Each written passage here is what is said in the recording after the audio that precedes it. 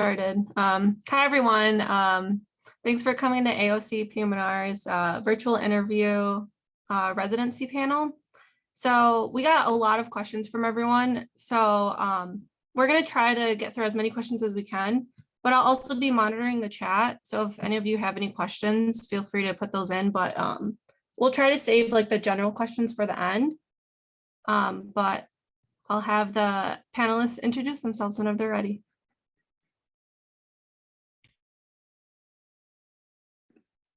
I guess I can go first. I am Nicolette Finger. I am a PGY2 at UT San Antonio. And yeah, my general interests are really just general physiatry and EMGs. I can go next. Yeah, so get ready for a lot of that where it's like, oh, should I go? Should I not go? Am I going to talk over someone? That's my first little tip. Andy, you go ahead. And then I'll No, you go ahead. Okay. So I'm James Myling. I'm a PGY3 at Mayo Clinic. And my interests right now are interventional pain, interventional spine, and electrodiagnostic medicine. Hi, everyone. I'm an intern at the University of Minnesota. Really interested in like peds right now. Love kids, but I'm like 3 months into residency, so I'm sure it's changed for both of you guys as well, but we'll see. All right, so our first question is, what is the typical format for virtual PM&R interviews? So I can kind of start since I went through the virtual course, and I'm sure it's very similar to when you guys interviewed in person. You usually start off in the morning, 8 a.m. or so, with like a PowerPoint presentation, kind of just an overview, either led by one of the attendings or usually the program director is there. And they'll kind of talk a little bit about, you know, your typical PowerPoint stuff of like opportunities they have there and everything like that. And then generally you go into interviews right after. Sometimes if it's a big group or say maybe of a bigger program, you'll be split into like an A and a B group. So you can leave, go relax if you're in the afternoon group or gather your thoughts. And then you go into interviews, and generally, I think for me on my virtual interviews, you had maybe 15, 20 minutes, maybe 25, very rarely, but it's usually like 15 minutes or so to talk with the person. You'll kind of maybe do, if there's like 4 total, you might do 2 interviews and then like a little 10-minute break. They usually are really good about giving you breaks just to go to the bathroom and get water and everything, and then you'll kind of finish your other 2. So after that, you just go back into the room. The program coordinator is always there. That's like one thing that I remember telling people kind of last year or this year was like, take as much time as you want to like talk to the program coordinator after your interviews. She'll be like he or she will be a resource for you after your interviews. He or she kind of hangs around and just says like, if you have any questions. So I think a lot of the times we focus in so much on like the PD and the residents and the attendings and our interviewers, and the program coordinator is just as part of the program as any other person. So take the time. I remember learning some fun little things about the program coordinator. For programs I really liked, I wrote like thank you cards to, the program coordinator as well. So that's one person I think you really shouldn't forget about. But that was kind of the time like right after interviews that you could kind of connect with her, and like you feel so much more relaxed because your interviews are done, and then you can kind of just chat with people in the room. So you don't have to like leave the interview right away, but that's kind of how my virtual interviews went. Nicolette and James is kind of similar to in person.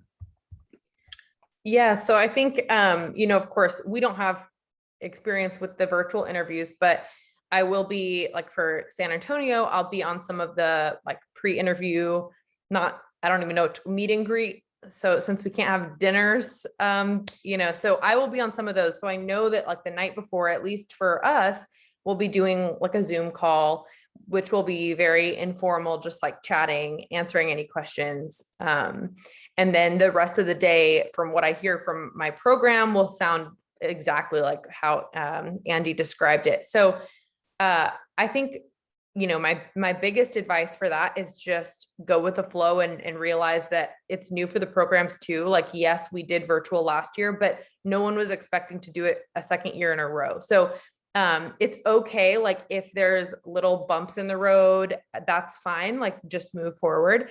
And we don't expect you guys to all be perfect and know, you know, like a lot of the times you'll see a lot of the technical difficulties will be on the sides of the program too. So it goes both ways. Just like do everything you can to control the environment, you know, good Wi-Fi, things like that. Close the door, make sure it's quiet, but like little things are going to happen and that's okay. And I've got nothing to add on either of those ones. So thanks, Nicolette and Andy. Yeah, and kind of the thing I worried about last year going off Nicolette was like, oh, what if my internet goes out, right? And it's like my top programs.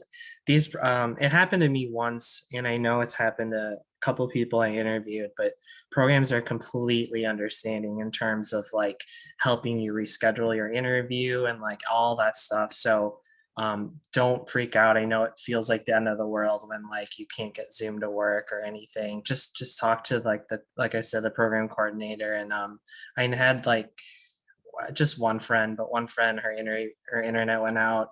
She had to like drive to like a library and set it up all there. So as long as you communicate with them, any kind of technical issues, they are totally willing to work with you. So don't worry about that.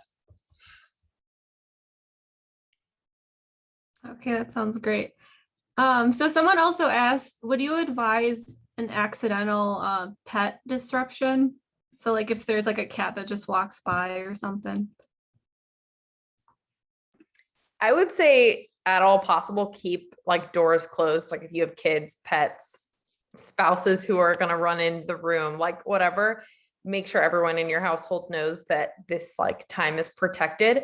And so, but if it happens, I mean, I don't know, like, I don't know everyone's living situations. If you are live in a studio apartment and you can't help that your cat is like going to walk across the screen. And if you cage them, they're just going to cry the whole time, you know, like if it's a situation like that, then just like if they walk in front of the screen, I would just make light of it and move on, like not spend too much time focusing on any sort of interruption, you know, even if a baby cries or something like that, just like make a quick light remark, apologies for the interruption, and then move on. Things happen during interviews, but I wouldn't plan on it accidentally happening to you, because you want the program to know that your focus is on them during that time. So I would try and do your best of your ability, like things happen, but the best of your ability, keep the focus on them. Right.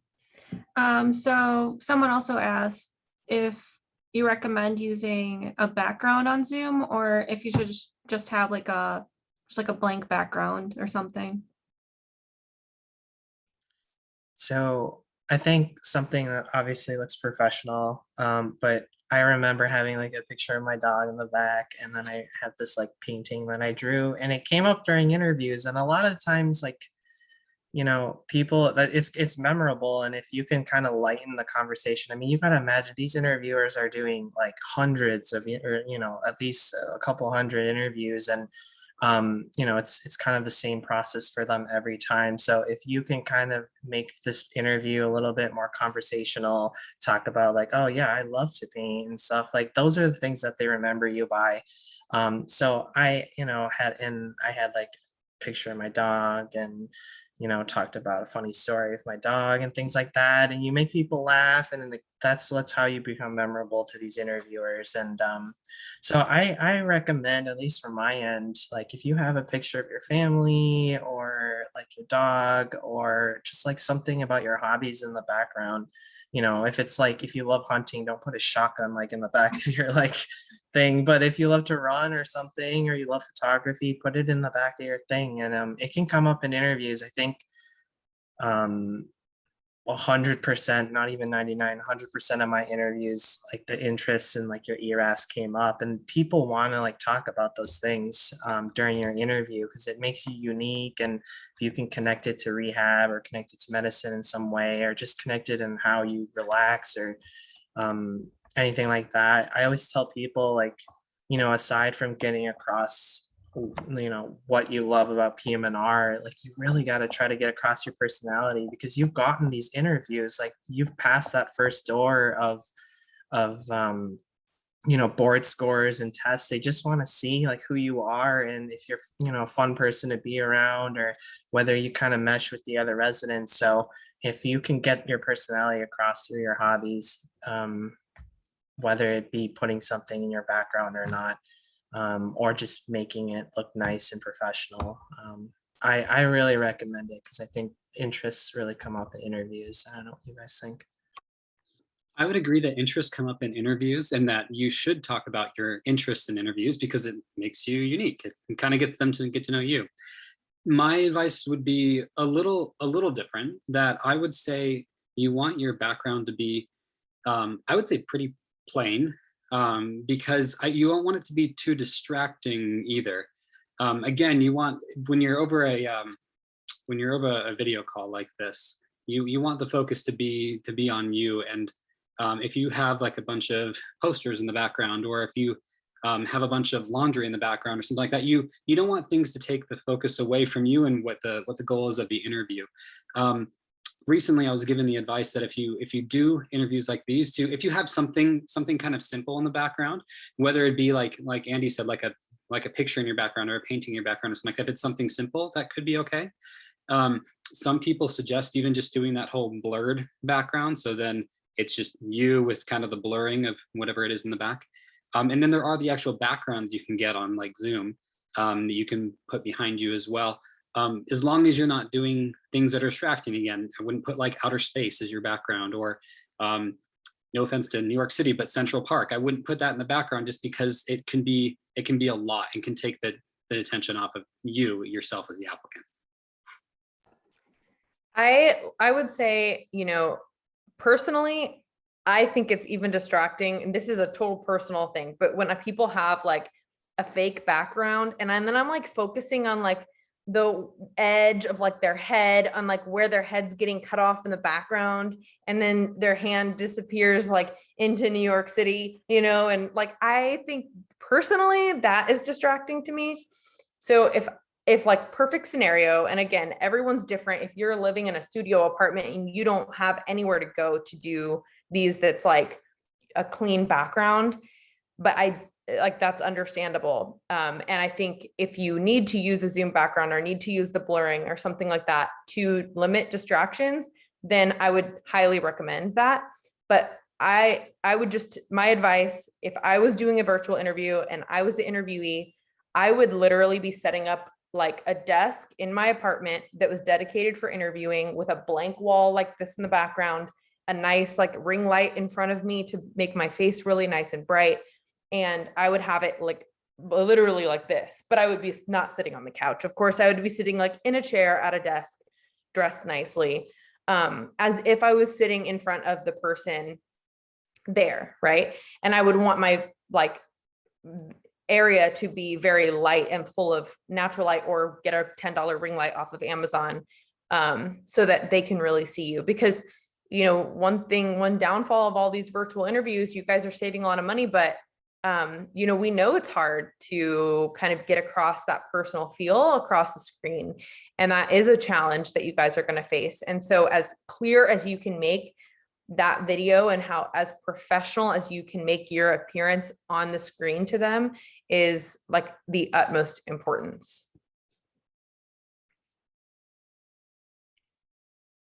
Okay, so kind of going off of that, what do you do if you feel like you're not connecting well with the interviewer? So I think, it's sometimes that's totally dependent on personality. I had interviewers who like, we would have a jumping off point with the first question they asked, and we just couldn't stop talking. And then I had interviews where I felt like it was like a struggle every single question for me to keep the conversation going. And I think you just have to be prepared for both, and have some conversation points or some talking points in your back pocket to bring out if like it just goes silent. If they're asking you questions, then it's going good. You can keep talking. But, you know, the awkward part gets when they stop asking you questions, and then it's just kind of like, okay, now what? That's when you can kind of bring out, I would first ask your program questions, accidental. We're talking about accidental pets now. I would first bring out your program questions about the program. And then the second thing, like if you have nothing else, I would talk about them. I asked some of my interviewers, like, why do you work here? You know, why do you like working here? Why do you like the city? What do you do in the city? Right? Like what's your favorite part about teaching residents? Like things like that.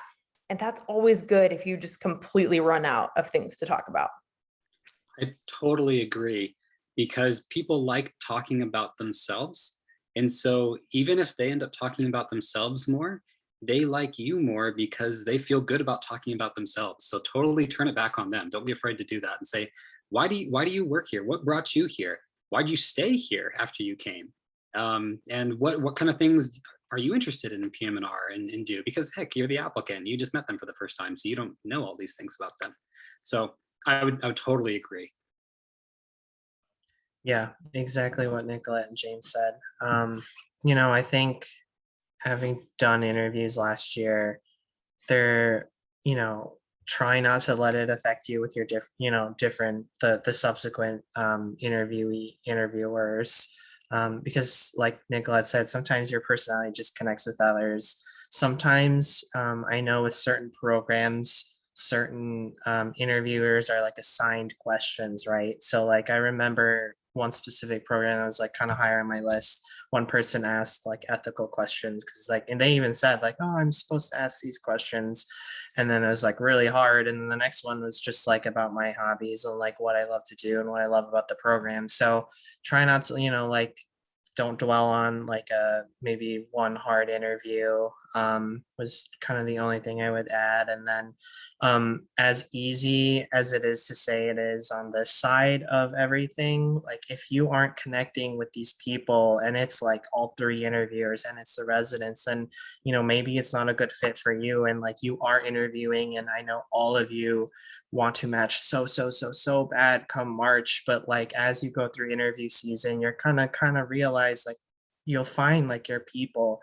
So if you don't vibe with a certain one, my biggest advice is just make sure you like write that stuff down, because if you interview, I mean now like you guys are interviewing now or early November, and then you come match rank list in February, like sure you'll probably remember your top 3, top 5, but then what about all the rest? Like if you write certain things down, like man, like you know, it just didn't feel like I vibed really well at this place. When you do make that rank list at the end, it's going to be a lot easier for you to kind of remember certain things about programs. Yeah.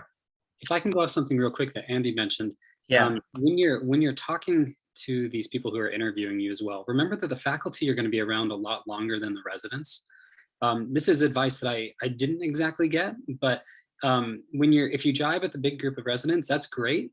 But remember that by the time you actually start, the PGY 3s and PGY 4s that you're talking to, they're going to be gone in their jobs and stuff, and probably not in the residency anymore. The current PGY 2s will be 4s once you actually start as a 2 in places. And so those are the ones you'll actually get to hang around some more. So I wouldn't base your decision on which residency program you want to go to based on your interactions with your PGY 3s and 4s, because they won't be there. But the faculty will be around longer. The 2s will be around a little longer, but still you want to make sure that you're basing off more than just those interactions.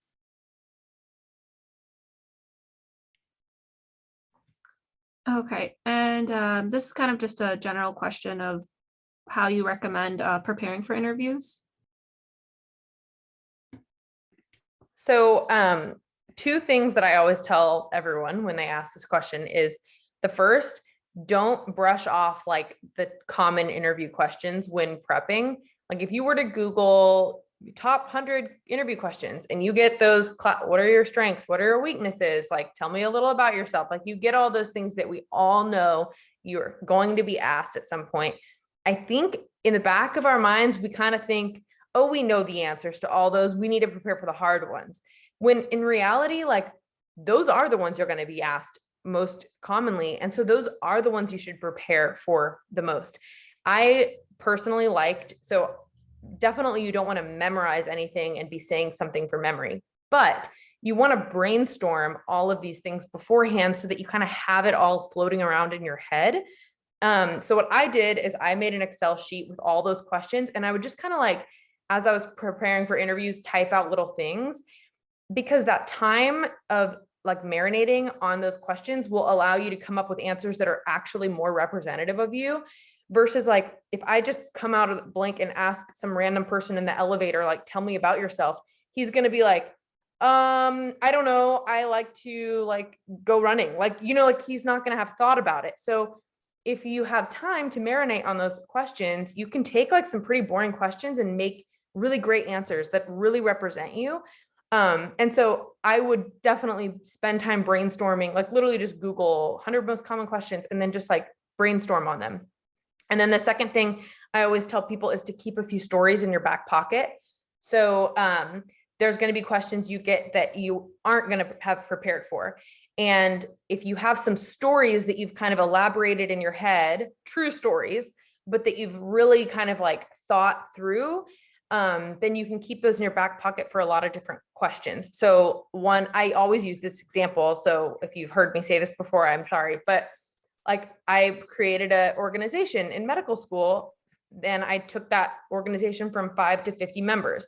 I could think of like teamwork examples, leadership examples, times when I had difficult conversations with team members there, times when I didn't agree with people in the organization, right? I can like think of so many little things in that big story. And so if I can tell that story to myself and practice telling that big story to myself, then I can pull from it during interviews. So I would pick like 3 or 4 stories to do that with, that you kind of just have in your back pocket, and you can pull out if a question comes up that you're like, wow, I didn't prepare for that, but I can kind of pull from that story. Know your application and your personal statement as well as you possibly can. If you put it on either of those, it's fair game for them to ask you about it. And so I wouldn't just happen to put something on an application and then if they ask you about it, be like, I don't know. You want to be able to have an answer for every question they have about what you've given them. So just make sure you really, really know your application. Yeah, and then the last thing I would add is like, you know, you only, like I said, you only have like 15 minutes to connect with this person and get your personality across, but also to like get across like what lights your fire in terms of PM&R, right? Like PM&R is such a small field, like they just want to find people who are really, really passionate about PM&R. So if you can practice your brainstorm, your answers, and try to relate, like James had said, like every experience that you've had, like just pull something. Like I think I put like, on my ERAS, like I helped with like a 5K, right? Like don't focus in on like, oh, I handed out flyers and I, handed out snacks. Like focus about like the teamwork, focus about like having fun in like a stressful situation, like focus about like your leadership skills and how it relates to like working in an interdisciplinary team, things like that. Like if you can kind of incorporate why you love PM&R and why all of these experiences that you put on your ERAS relate to PM&R, even if they don't, like try your best to find certain things that relate to PM&R so that when you do get asked these questions about your experiences or your research projects, you can kind of talk a little bit about them, but then really talk about like what you got out of it, how you grew, and how it's going to make you an amazing physiatrist. So I think that was like the emphasis I had last year during like preparing for certain questions, was look at the common ones. I got asked, where do you see yourself in 10 years? On like 99% of my interviews. So like it's like, oh, it's like a typical stereotypical question, but I got asked it.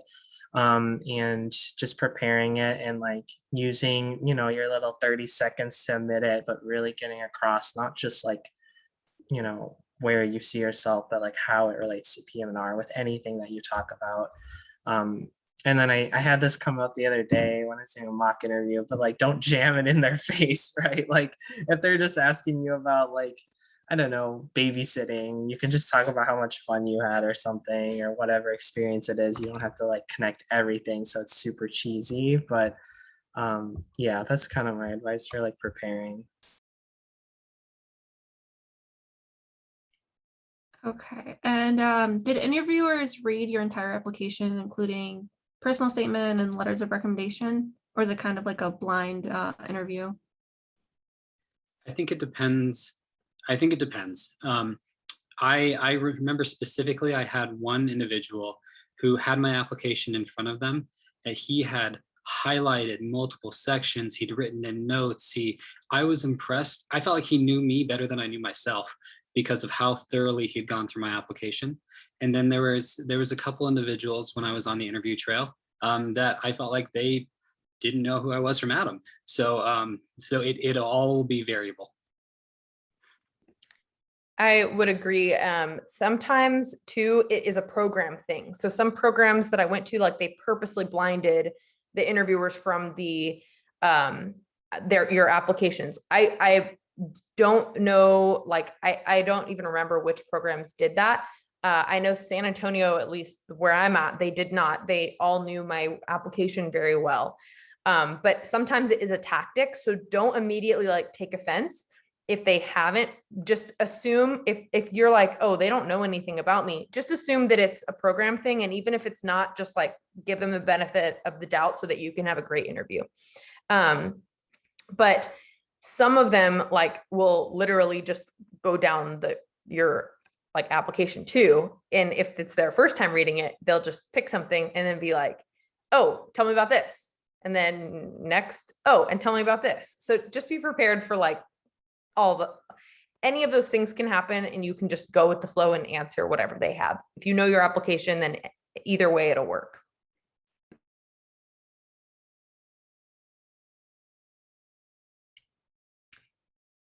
I guess this probably depends, but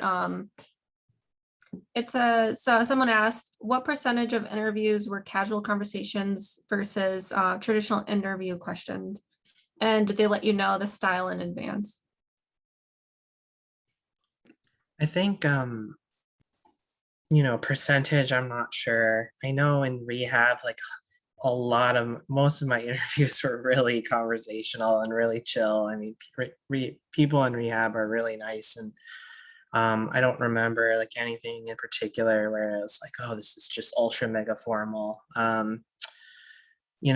I think one thing they usually don't tell you beforehand, but during your like pre-interview social or the dinner before, like you can just ask the residents like, hey, how was your interview experience? And they'll say, oh yeah, it's super fun, it's super chill. They asked me this like weird question of like what animal I would be if I were an animal, like things like that. You can just kind of ask the residents the night before what their interview experience was like, and it'll give you a good idea. But I would say most of mine last year were really pretty chill. They just want to get to know who you are. I would agree. I would even say like definitely more than half of the PM&R programs and PM&R interviews were just conversations. At first I was like, is this a bad thing? I remember thinking, is this bad? Because I don't think we haven't actually had like the interview questions, but it's a good thing. If you guys are just chatting and talking, they know what's on your application. So it's whatever they want to talk about with you. I would say for like the prelims and the transitional years, those were more like not conversational. Like they were usually just asking me point by point, like questions. I think I got the feeling, at least with some separate prelims and transitional years, that they like really didn't care much about like me, because I was just going to be there for a year if I went there. So if you get that too, then just know it's not just you. Just go with the flow, put on a happy face, and like answer their questions professionally. I felt like the prelim ones were sometimes awkward. I don't know if you guys agree on this, but I mean, I got asked at several of them, like, so why do you want to do medicine? I'm like, I don't. I'm one of your prelim applicants. I want to do PM&R. And so just take it as it comes, do your best. It's going to be awkward all the way around on that one. I actually never got asked that. Because someone did ask me like, what are prelim interviews like? And I remember telling people like, they usually know you're applying for a prelim position. I remember on some of my interview sheets when they say like what time you're going to, like I remember seeing like one of them had PM&R on that. So I thought that like Nicolette said, one thing I try to emphasize, I don't know if it was right or wrong, but one thing I tried to emphasize last year during my prelim and TY interviews was like I tried to, make them feel like I really wanted to be there and like I really wanted, to make friends there and like, be a part of their family for a year rather than it being just like a stepping stone. So I remember saying things like, I think I said something like, like I would love to like in 5 years, if I had a cardiology question, or I guess cardiology is not a prelim year, but whatever, like a dermatology question, I could call one of my friends that I rotated with and like things like that. I try to make them feel like I'm not just here for a year and then gonna leave, but like really try to make them feel good about like, hey, I would love to be here for a year. If you can kind of get that across, I think it would, be good because it's so hard to um, really specifically talk about why you want to be at that program when it's a prelim year for just a year. So if you can kind of just talk about like certain things you really like about the program and how it'll set you up really well as a future PM&R doc, that's kind of how I approach like prelim year interviews. Because like James said, they're a tad awkward. And to add one more thing to that, I did get a couple IM prelim programs that forgot that I was interviewing, like just the interviewer forgot, they obviously the program knew, but the interviewer like thought I was interviewing for IM. And I always just took that as an opportunity to be like, I'm actually one of your prelim applicants I'm applying to PM&R. However, the reason why I want to do an IM prelim is blah, blah, blah, blah. Like tell them why exactly. that program is going to benefit you in your journey to PM&R. And just like, don't be offended by that, because honestly, they're probably interviewing so many people for a prelim position. And then they'll just like, they've skipped over it. They thought they were interviewing all these categorical people and then you showed up. So yeah, I could not agree more. All right. And how long were the prelim interviews compared to the PM&R interviews? Mine were really short. I felt like the interviews themselves, like the actual like time for each interview was the same. I think it was 15 minutes, but the day was so much shorter. Like it was like you would go in, have 3 interviews and leave. One program in particular, I remember actually like, I don't even know if I had a formal interview. Like we had this whole day that we're like toured and everything. And then at one point the program director was like, oh, come chat in my office, and said something like, yeah, we'd think you'd be a great fit here. And then was like, okay, have a wonderful day. And I was like, did I interview? I don't know if that was an interview or like, if I just like, there was nothing else. But I think those are probably going to be the weirdest interviews. You're just going to always kind of feel a little out of place because you don't want to do IM and you don't want to do that. You have to. So just have an open mind. And I always give the interviewer the benefit of the doubt, because you don't ever want to come off like you're not appreciative of being there, or like you don't care like what they're showing you, or, you want to act like you are absolutely, this is the IM prelim program for you. While we're on the topic of prelims, I'll just add in the things I asked the residents on prelim ones, because you're going to be busy during your first year of residency. It's probably the busiest year of residency overall. I asked them how many rotations were IM versus elective, what the call schedule was like, and then was there free parking, was there free food, because I'm going to live at the hospital a lot and I didn't want to have to pay extra for either of those. And if it kind of met the marks on all those things for me, then it was okay. And so you can make most places work for a year. And then the places for PM&R, you're going to be there 3 years. If you do categorically, you'll be there for 4 years, and the prelim year is kind of built in. So those ones, it becomes a little bit more that you want to ask, obviously, more questions, because that's where a majority of your training as a PM&R physician will be. But for prelim, I just made sure it covered the essential things. My family was going to be happy where we're at, and that's kind of what I did. Any other thoughts, guys, about prelim on that? I would agree with you. I didn't put as much thought about that. I knew personally I didn't really want to move a bunch of times. So I tended to rank prelims based on their location. Like if I ranked program X was in Texas, then like the top prelim programs were the Texas ones. And then if I, the next program that was advanced was in whatever, Kansas, then it was all the Kansas like stuff in that order. So I personally did not put that much pressure on the quality of the program for a year. I just, in all honesty, was like, I don't really want to move a bunch of times. And so I'd rather do my prelim closer. So I think it's just personal preference, but I would agree with what James said. We have one quick question from the chat.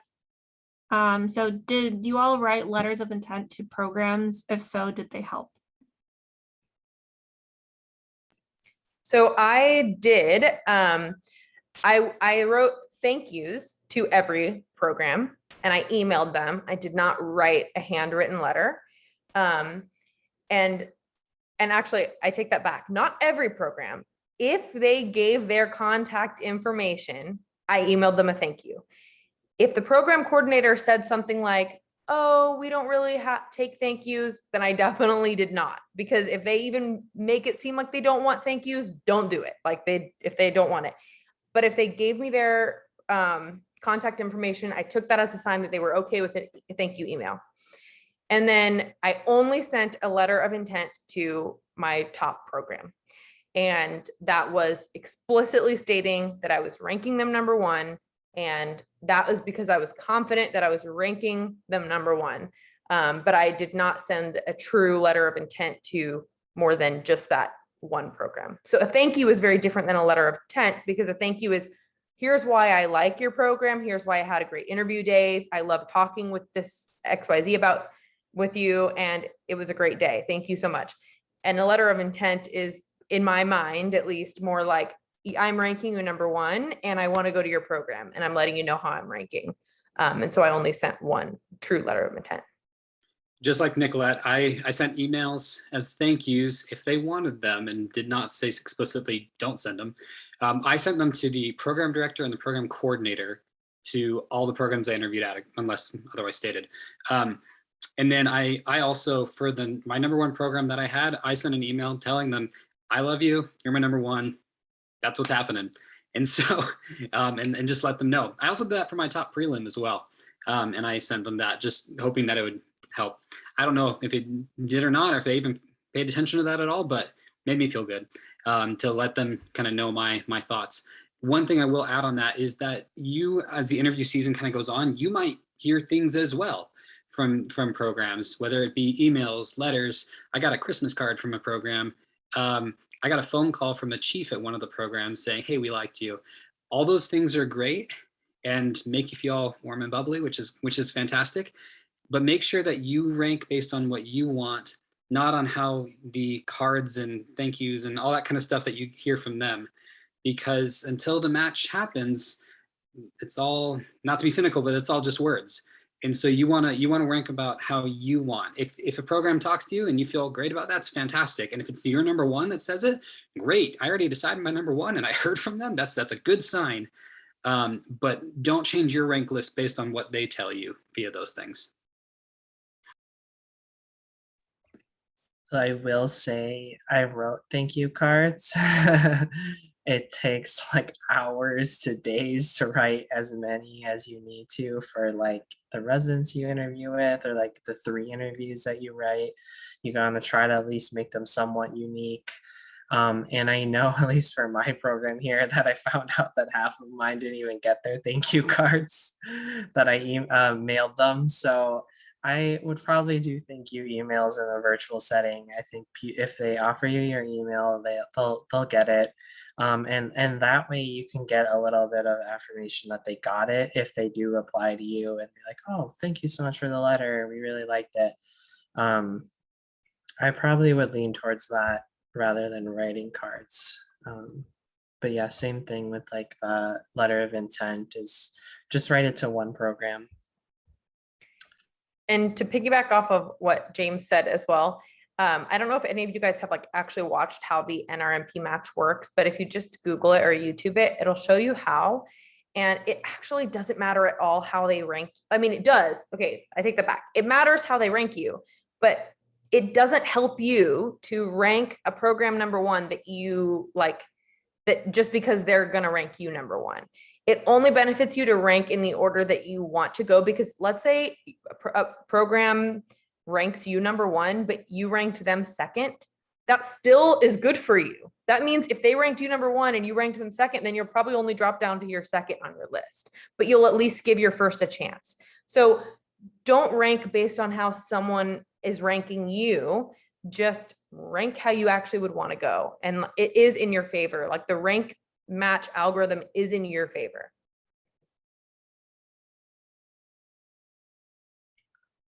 And someone was asking if there's a separate rank list for PM&R versus transitional year or prelim.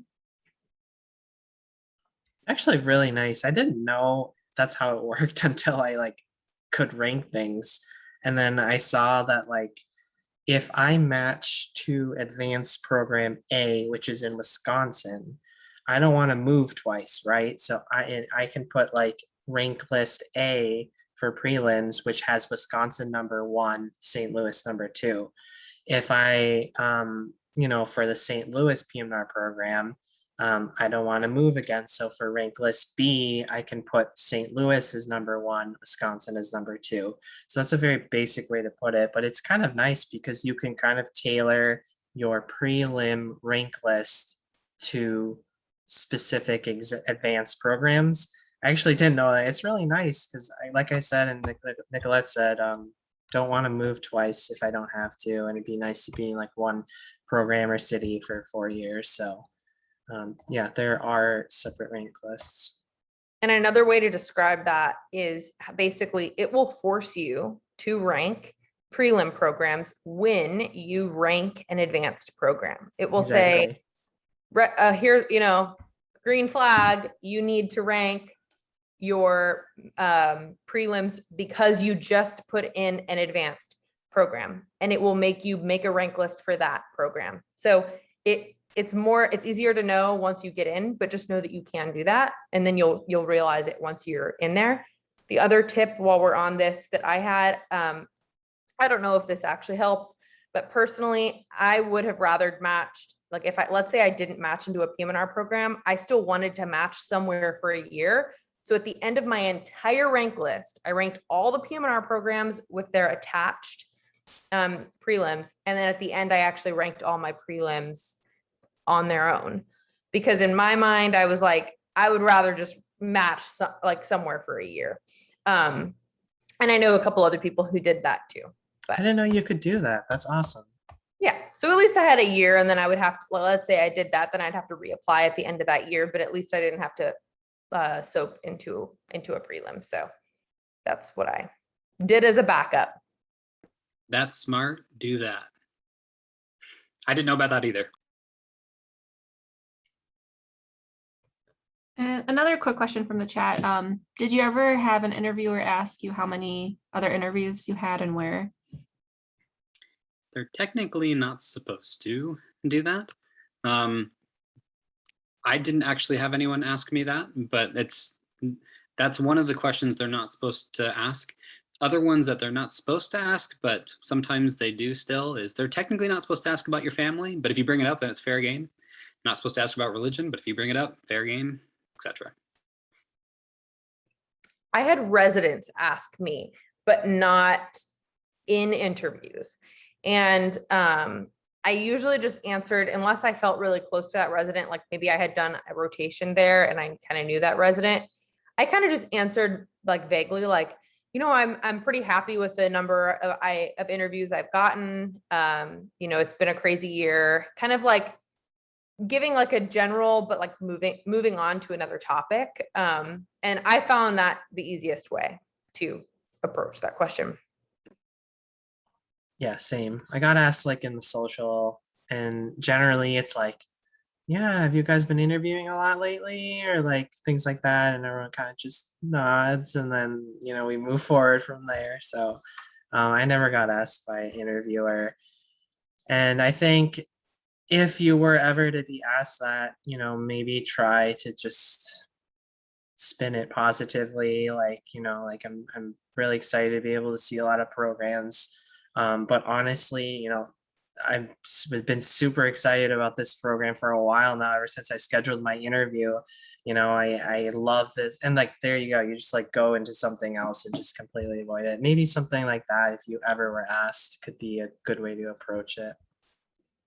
And from the residents' perspective, now that I'm on this side, I have accidentally asked someone, like, while we were at a social event, like, oh, how many interviews have you had? And then I caught myself like right after I asked it, and I was like, and it's really like sometimes residents ask you because they're really honestly trying to like engage with you and talk, and they're not really sure. Maybe you've run out of talking points and you're trying to find something else to relate on. And so don't feel bad about like if someone asks and you don't want to answer, just giving like one of the like, I've had enough and I've had like plenty and I'm really excited about it. Like it won't hurt anyone's feelings. Going back to that, because when I was an intern, we could actually still do the interview dinners. And I had an experience where I was sitting across from a guy, and I saw he had a wedding ring on. And I was like, okay, is he going to bring up the spouse? And I was like, well, I'm married. I've got a kid. It's great here. It's for families. And eventually it did come up, but it's hard from a resident point of view to not ask those questions as well. But personally, when I was on the interview trail, when I was in your guys' shoes, I had a daughter at that time, and I made it very known to people, like, look, I'm looking for a good place for my family. This includes my wife, my daughter, and future children. And so I kind of laid it all out there personally, and you'll hear differing advice from different people on that. But I mean, my family's important, so I wanted them to know. Yeah, sometimes I just brought stuff up so that I was like, now it's just there. Like now we can talk about it. If it's something I wanted to talk about.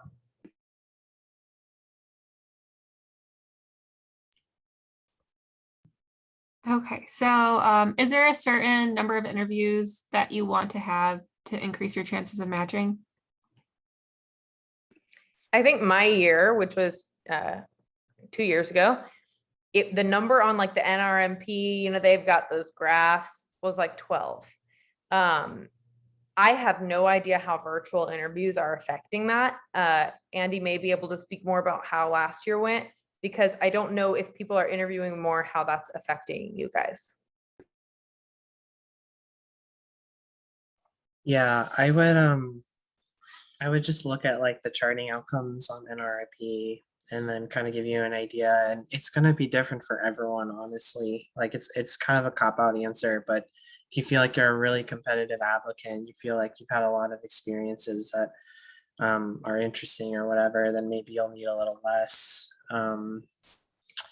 If you have certain red flags, and maybe you would feel better with more. So it kind of just depends on like your application. But like Nicolette said, if you can shoot for, I don't know, like 8 to 12, it's just like my gut feeling. I feel like you'd be in a good spot. And the positive spin is you only really need one that like you really connect with and you love. And again, I completely understand being on this side, it's so much easier to say something like that. But like, I really think that I connected super well with maybe like 3 or 4 or 5 programs out of all of them that I interviewed at. And I think those were the ones that really mattered, because you can just tell like when the program likes you and you like them, like you got a good chance there. And if you watch, like Nicolette said, if you watch the video that I posted in the chat, it really explains the match well. It made me feel a lot better. Kind of just really understanding how it's like really applicant focused. You really don't need one that really loves you and you really like it. So I echo what they said, and I think it's hard to give a specific number, and I think that's why each of us is kind of struggling with that a little bit.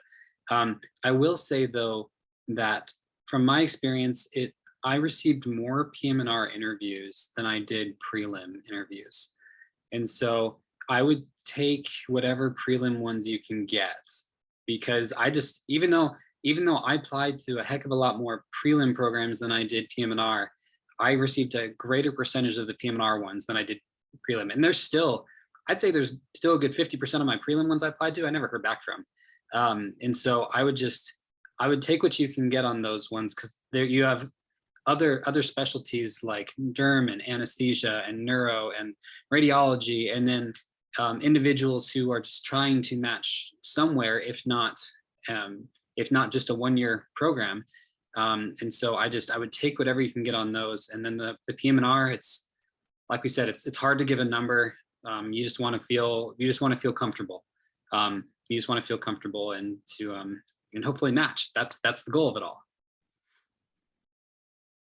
All of you guys will match, guaranteed. Okay, we have time for a couple more questions. So did you reach out to programs or program coordinators if you haven't heard back about getting an interview yet? I did. And actually I did that a couple times.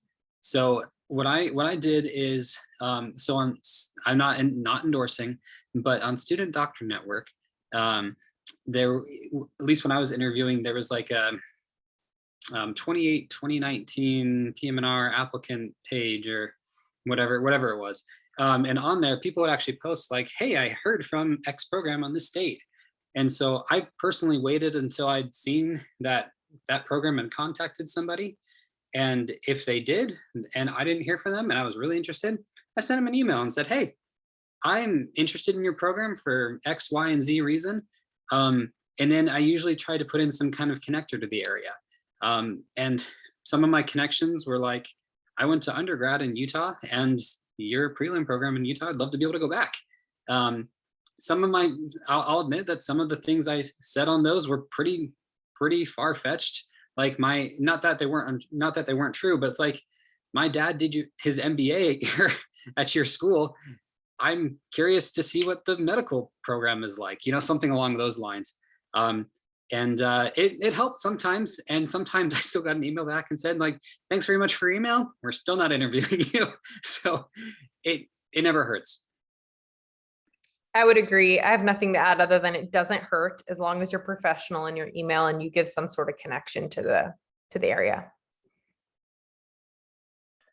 Also, interviews go out in waves for most programs. I remember hearing like, oh, I really wanted this program, but I didn't get an interview in like the first little batch. And then a couple weeks later it came. So try not to drive yourself too crazy with looking at other things, and just know you're a really good applicant and focus on the interviews you have there. And I do remember like I had a couple come in like September or October, and then some in November. I even had some in December that I scheduled out for January and February. So they'll come in waves. Just be patient as possible.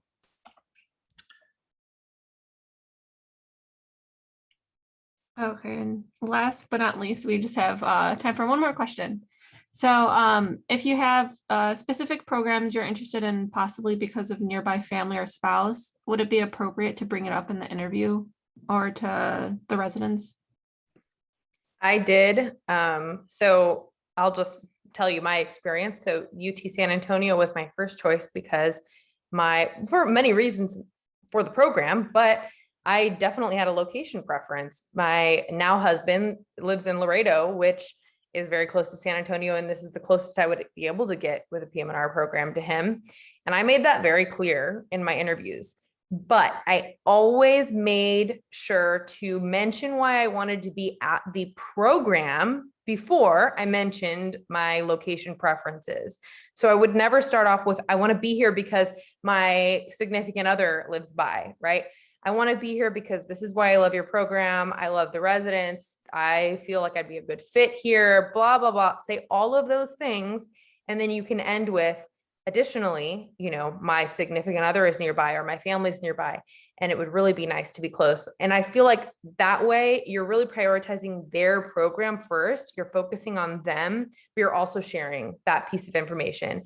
People want you to be happy in life. I mean, they really do. So it's not like, and you're in PM&R, we're not in surgery or something where like people may not love that you have a family. Like people in PM&R have families. And for the most part, people are very like welcoming to talking about your personal situation. So be professional about it, but feel free to share that stuff if that's something that's important to you.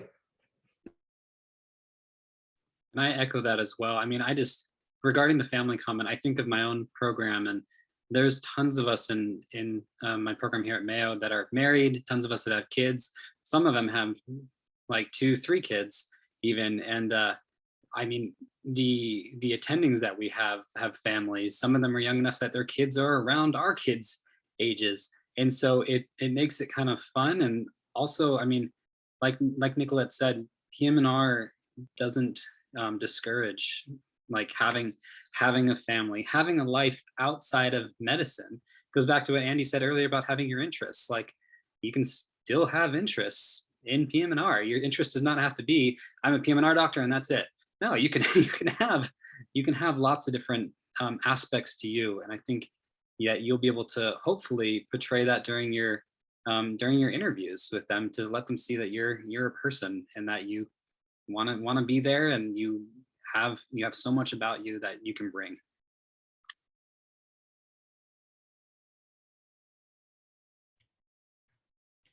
Okay, I think if anyone doesn't have anything to add, I think that's the panel. So I wanted to thank all the panelists for coming, because this was really good. I really enjoyed this, and it was very beneficial for everyone, I think.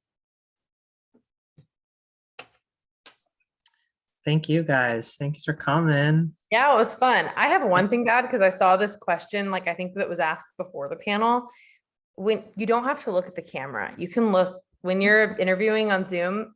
Our cameras on our computers are actually made to like make you look like you're looking at the person. So just look at the person when you're interviewing. Don't look at the camera, because then it looks like you're looking like above there.